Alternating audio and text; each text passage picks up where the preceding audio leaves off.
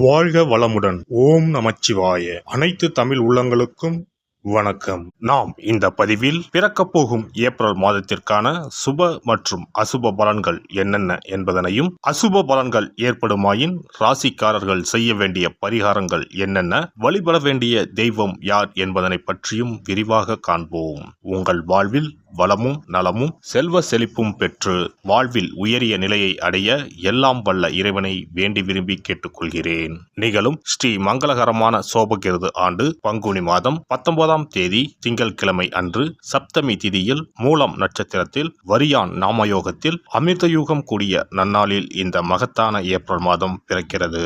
இம்மாத கிரக நிலைகளை பார்க்கும்போது மேசத்தில் குரு பகவானும், கன்னி ராசியில் கேது பகவானும், தனுசு ராசியில் சந்திர பகவானும், கும்ப ராசியில் சனி பகவானுடன் செவ்வாய் பகவானும் சஞ்சாரம் செய்கின்றனர். மீனராசியில் சூரிய பகவான், ராகு பகவான், சுக்கிர பகவான், புதன் பகவான் இணைந்துள்ளனர். இம்மாத கிரக பெயர்ச்சி என எடுத்துக்கொண்டால் ஏப்ரல் 13ஆம் தேதி சூரிய பகவான் மேசராசிக்கும், ஏப்ரல் மாதம் 23ஆம் தேதி செவ்வாய் பகவான் கும்பராசியில் இருந்து மீனராசிக்கும் இடப்பெயர்ச்சி அடைகின்றனர். அதேபோல் இந்த ஏப்ரல் மாதம் 24ஆம் தேதி சுக்கிர பகவான் மீனராசியில் இருந்து மேசராசிக்கு இடப்பெயர்ச்சி அடைகிறார். கும்பராசி அன்பர்களே, இந்த மாதம் பண வரவு திருப்தி தருவதாக இருக்கும். காரியங்கள் அனுகூலமாக முடியும். குடும்பத்தில் வசதி வாய்ப்புகள் பெருகும். வீட்டில் மகிழ்ச்சியும் நிம்மதியும் உண்டாகும். பெண்களால் நன்மைகள் உண்டாகும். புதிய ஆடை ஆபரணங்களில் சேர்க்கை உண்டாகும். கணவன் மனைவிக்கு இடையே அந்யோன்யம் அதிகரிக்கும். வாழ்க்கை துணை வழி உறவினர்கள் வகையில் எதிர்பார்த்த உதவிகள் கிடைக்கும். உறவினர்களால் நன்மைகள் ஏற்படும். குடும்ப தேவைகள் ஒவ்வொன்றாக நிறைவேறும். தந்தை வழியில் எதிர்பார்த்த காரியங்கள் அனுகூலமாக முடியும். பெண்களால் நன்மை உண்டாகும். அரசாங்க காரியங்கள் அனுகூலமாக முடியும். பூர்வீக சொத்து பிரச்சனையில் பொறுமையை கடைபிடிக்கவும். சிலருக்கு தடைப்பட்ட திருமணம் கூடி வரும். வீட்டில் சுப நிகழ்ச்சிகள் ஏற்பாடாகும். குடும்பத்துடன் கோயில்களுக்கு சென்று பிரார்த்தனைகளை நிறைவேற்றுவீர்கள். வெளியூர் பயணங்களின் போது கைப்பொருட்களை பத்திரமாக பார்த்து கொள்ளவும். அலுவலகத்தில் உற்சாகமாக செயல்படுவீர்கள். உங்கள் ஆலோசனைகள் நிர்வாகத்தினரால் ஏற்றுக்கொள்ளப்படும். மேலதிகாரிகளின் ஆதரவும் உங்களுக்கு கிடைக்கும். சிலருக்கு பதவி உயர்வு, ஊதிய உயர்வு போன்ற சலுகைகள் கிடைப்பதற்கான வாய்ப்புகள் உண்டு. சக ஊழியர்களிடையே உங்கள் செல்வாக்கு அதிகரிக்கும்.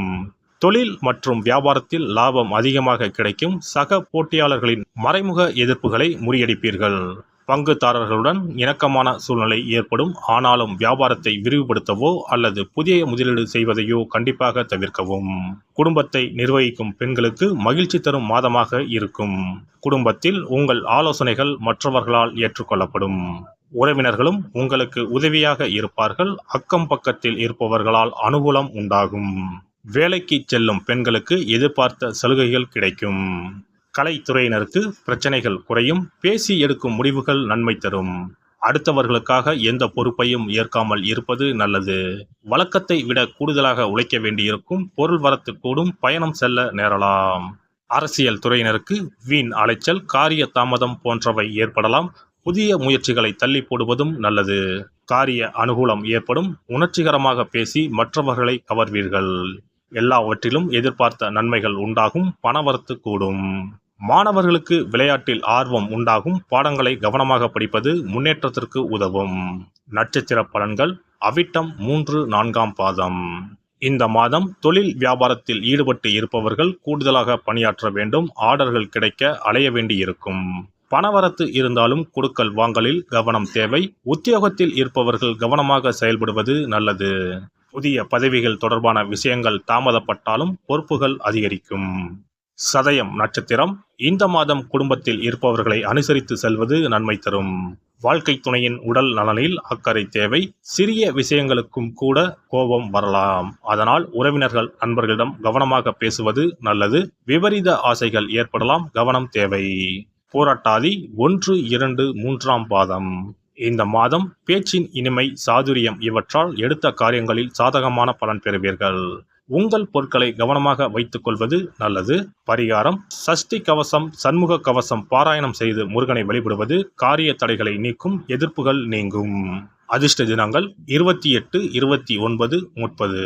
சிறப்பு பரிகாரம்.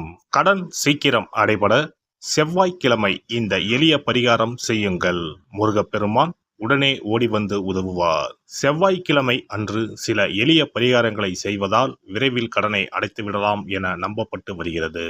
செவ்வாய்க்கிழமையின் சிறப்புகள் பற்றி காண்போம். எவ்வளவு சம்பாதித்தாலும் வரவும் செலவும் சிலருக்கு சரியாக இருக்கும்.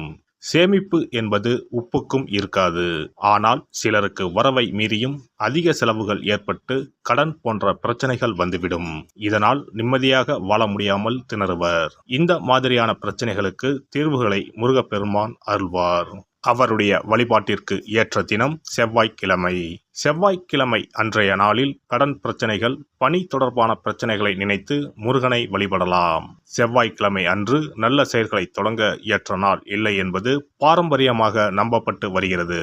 ஆனால் செவ்வாய்க்கிழமை ராகு காலத்தில் செய்யப்படும் வழிபாடு பூஜைகளுக்கு ஆற்றல் அதிகம் என்பது ஐதீகம்.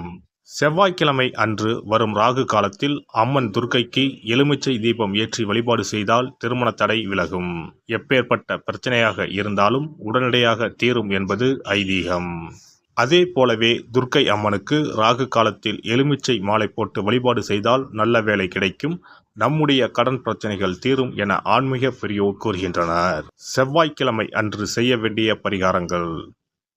எவ்வளவு அடைத்தாலும் தீராத கடன் சுமை இருப்போர் செவ்வாய்க்கிழமை அன்று வீட்டில் ஒரு எளிய பரிகாரத்தை செய்தால் அவர்களுடைய மொத்த கடனும் அடைவதற்கான வழிகள் கிடைக்கும். செவ்வாய்க்கிழமையில் வருகின்ற செவ்வாய் ஹோரையில் இந்த வழிபாட்டை செய்ய வேண்டும். அந்த ஒரே நாளில் 3 வகையான பரிகாரங்களையும் செய்தால் மட்டுமே முழு பலனையும் பெறலாம். முதல் செவ்வாய் ஹோரை. செவ்வாய்க்கிழமை அன்று காலை 6 மணி முதல் 7 மணி வரையிலும் செவ்வாய் ஹோரை இருக்கிறது.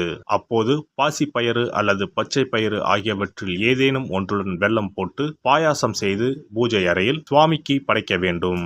வீட்டு பூஜை அறையில் விளக்கேற்றி எங்களுடைய வீட்டின் கடன் சுமைகள் விரைவில் அடைபடுவதற்கான வழிவாய்ப்பை எங்களுக்கு கண்முன்னே காட்டுங்கள் என குலதெய்வம், இஷ்ட தெய்வம் எல்லோரிடமும் பிரார்த்தனை செய்ய வேண்டும். இரண்டாவது செவ்வாய் ஹோரை செவ்வாய்க்கிழமை அன்று பகல் பொழுதில் 1 மணி முதல் 2 மணி வரை இருக்கிறது. அப்போது பச்சரிசியை சுத்தம் செய்து அதனுடன் பச்சை பயிறு, வெல்லம் ஆகியவற்றை கலந்து வீட்டு பூஜை அறையில் வீட்டிற்கும் சுவாமி படத்தின் முன்பு வைக்க வேண்டும். பின்னர் நாங்கள் கோமாதாவிற்கு செய்யும் இந்த தானத்தை ஏற்று எங்களுடைய கடன் சுமை குறைந்து நிம்மதியான வாழ்க்கை கிடைக்க 30 முக்கோடி தேவர்களும் அருள் புரிய வேண்டிக் கொள்கிறோம் என மனதினுள் பிரார்த்தனை செய்ய வேண்டும். உங்களுடைய வீட்டில் யாரின் பெயரில் அதிகமான கடனை வாங்கி இருக்கிறீர்களோ அவர்களின் கையால் பாசிப்பயறு வெல்லம் கலந்த பச்சரிசியை கோமாதாவிற்கு தானமாக கொடுங்கள்.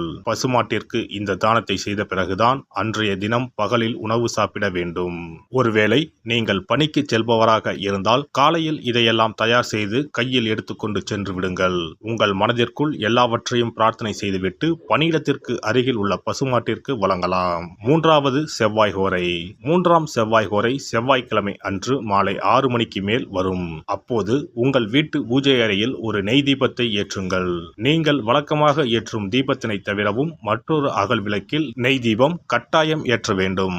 இது முருகனுக்காக ஏற்றும் தீபமாகும். இந்த தீபத்திற்கு முன்பாக நின்று கடன் அடைபடும் வழியை காட்டு அப்பனே முருகா, கடனே இல்லாமல் வாழும் வாழ்வை தந்தருள் இறைவா என முருகப்பெருமானிடம் மனமுருகி வேண்டிக் கொள்ளுங்கள். இந்த பரிகாரங்களை நம்பிக்கையுடன் செய்தால் மட்டுமே நிச்சயம் உங்களுடைய கடன் விரைவில் அடைபடும். எல்லாம் வல்ல இறையருளால் நீங்களும் உங்கள் அன்பு குடும்பமும் உடல் நலம், நீலாயுள், நிறை செல்வம், உயர் புகழ், மெய்ஞானம் ஓங்கி வாழ்க வளமுடன். இந்த வீடியோ பதிவு உங்களுக்கு பிடித்திருந்தால் லைக் பண்ணுங்க, கமெண்ட் பண்ணுங்க, ஷேர் பண்ணுங்க, மறக்காம சப்ஸ்கிரைப் பண்ணுங்க, பக்கத்துல இருக்கிற பெல் பட்டனை கிளிக் பண்ணுங்க. நன்றி, வணக்கம். ஓம் நமச்சிவாய. சிவாய நம.